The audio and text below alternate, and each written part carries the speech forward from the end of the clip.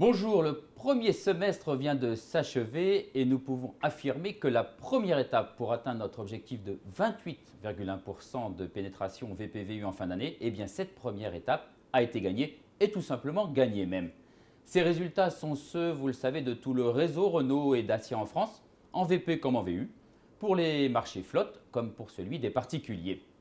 C'est, je crois, pour chacun d'entre vous et pour nos marques une forme de fierté qu'il ne faut pas se priver de rappeler sans cesse à tous vos clients, à tous vos prospects. En effet, ces résultats, ils sont la preuve du dynamisme et du succès du groupe Renault en France. Alors, que devons-nous retenir en synthèse pour ce semestre?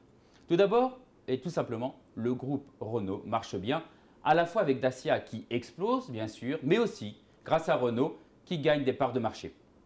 Nous sommes le groupe qui, lui, progresse le plus de tous les constructeurs, par une croissance 4 fois supérieure à celle du marché.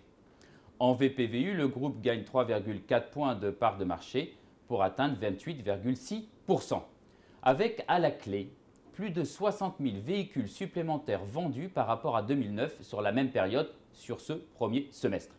Alors ce beau succès revient aux deux marques du groupe. La marque Renault tout d'abord, elle progresse plus vite que le marché sur tous les principaux segments, le i, le M1 et le M2.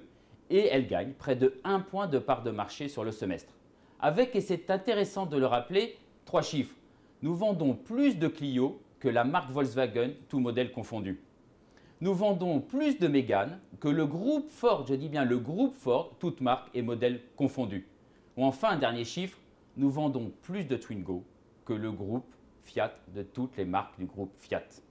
Alors de son côté, Dacia fait un bond de près de 3 points, exactement 2,6 points, en immatriculant, pardonnez-moi, autant de voitures en 6 mois que sur l'ensemble de l'année dernière. La part de marché est désormais de 4,5% et Dacia conforte sa 5e place en VPVU et sa 4e place en VPP. Je dis bien 4e place en VPP, il n'y a que Renault, nous-mêmes, et Peugeot et Citroën, les Français, juste devant Dacia. Sur le premier semestre, Sandero de ce fait est le véhicule le plus vendu à particuliers et Duster, vous le savez bien, s'installe comme le 4e modèle tout-terrain et tout-chemin en France. Alors, fort de ces bonnes performances, nous devons aborder le second semestre avec un esprit offensif et encore plus offensif. Après cette première partie de l'année, positive certes, les 6 prochains mois s'annoncent plus difficiles. Les commandes sont en recul, le marché baisse légèrement en juin après une première baisse du marché plus importante au mois de mai. Nos résultats sont un peu moins bons et nous devons donc être plus combatifs encore.